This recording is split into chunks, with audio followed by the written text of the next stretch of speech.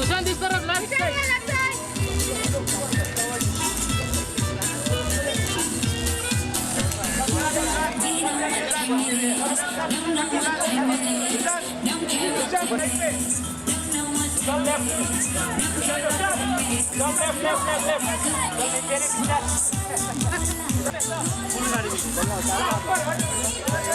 सुशांत यहाँ पे सामने जरा पूरी गाड़ी पीछे। सुशांत, खान्स की बात हो रही है और खान्स के अलावा आज के टाइम में देखा जाए बहुत सारा टैलेंट आ रहा है इंडस्ट्री में। बहुत सारे स्टार्स ऐसे हैं जो बैंकेबल स्टार्स जिसे हम कह सकते हैं, और आप उनमें से एक है। तो आपके आप कोई प्रेशर फील करते हैं कि पूरी फिल्म आपके नाम पर प्रमोट की जा रही है, जिसमें से और एक आपके ऊपर बैंक कर रही है वो फिल्म?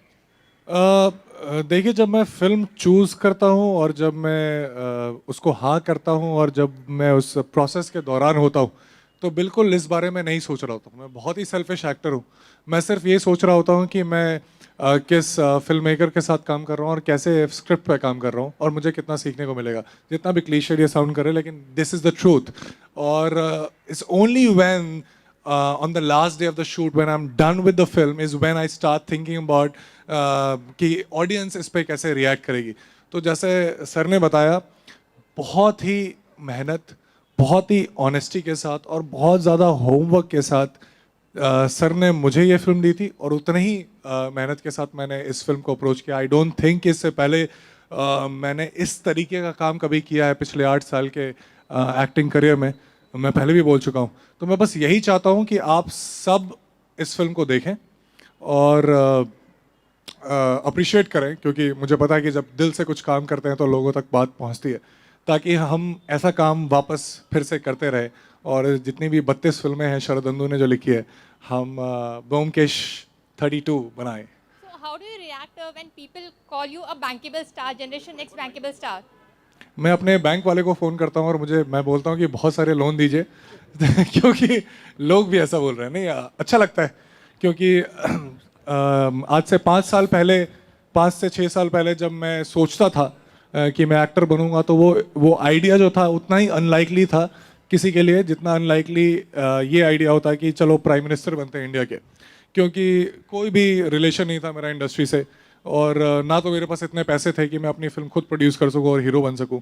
एक बस बहुत लगाव था इस आर्ट से, और मैंने अपना कॉलेज छोड़ा, सब कुछ छोड़ा इस चीज़ को परस्यू करने के लिए।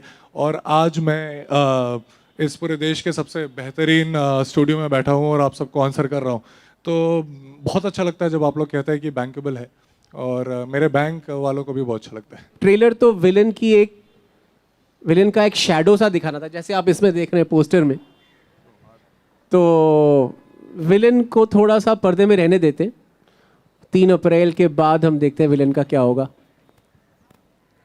आप खुश नहीं लग रहे मुझे देख के वापस ट्रेलर में? आपको विलन देख रहा था।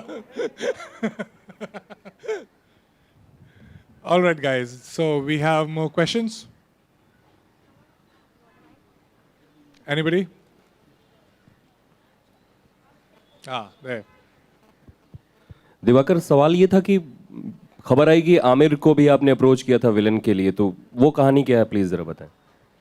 वो कहानी ये है कि आज से 2 साल खोसला के बाद से मैं ब्योमकेश बनाने की कोशिश कर रहा हूँ। एक तरफ से अच्छा ही हुआ कि बीच में 3-4 फिल्में और बन गई, तो मेरे को थोड़ा सा एक्सपीरियंस हो गया। क्योंकि ब्योमकेश जैसे इतने बड़े और ब्योमकेश का जो रेंज है वो बहुत बड़ा है, तो शायद वो मैंने अभी बनाया, ये मतलब खुशकिस्मती है कि अभी बनाया।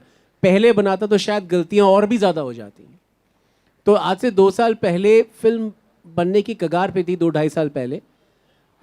तो उस समय हमको एक ऐसा विलन चाहिए था जो हमको हर वक्त चाहिए था, जो मतलब लोगों की उखाड़ दे। क्योंकि ब्योमकेश के सामने एक ऐसा विलन जो ब्योमकेश की टक्कर पे है। और जैसा आपको सुशांत बताएंगे कि ब्योमकेश और उसका रिलेशनशिप भी बहुत अजीब सा है, तो ऐसा एक हमको विलेन चाहिए था कि जो दहला भी दे और लोगों को अट्रैक्ट भी करे। तो इसलिए हम आमिर के पास गए थे और मैंने उनको नरेशन की थी और आमिर ने पास किया। आमिर ने कहा may be not this one. And फिर बाद में हमको पता चला कि ठीक उसी के बाद धूम 3 चालू हो रही थी, शूट होना, और उसमें उन्होंने विलन का रोल किया। तो मेरे हिसाब से वायरएफ ने कुछ पाया कुछ खोया, तो क्या कह सकते हैं। जी, इंडस्ट्री में तो किसकी कराना चाहेंगे, किसके बारे में बहुत ज़्यादा जानने के इच्छुक हैं? सबसे पहले तो मैं आपके बारे में जासूसी कराना चाहूँगा। पिछले 2 साल से हम लोग मिल रहे हैं और आप बिल्कुल वैसे ही फिट हैं और वैसे ही बहुत ही कूल ग्लासेस पहनते हैं, और जिस तरीके से आप अपने आप को कैरी करते हैं, मुझे ये सीक्रेट जानना है कि आप करते क्या है जिसकी वजह से आप वैसे ही बिल्कुल फिट रहते हैं। फिल्में देखते हैं।